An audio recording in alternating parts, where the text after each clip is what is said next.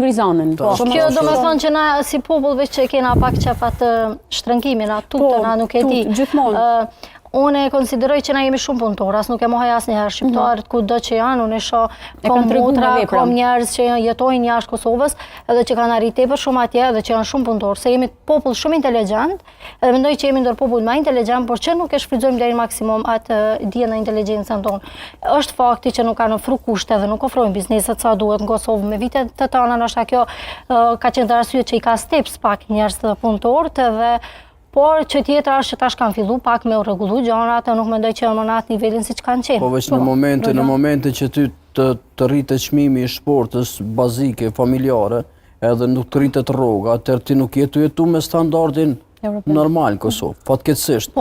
Plus një përqindje e madhe bizneseve që operojnë në Kosovë, kontratat me punëtorët i kanë 400 euro rroga në kontratë, 200 euro të jep kesh ose 100 euro kesh, për arsye që edhe kjo i kufizon punëtorët, i kufizon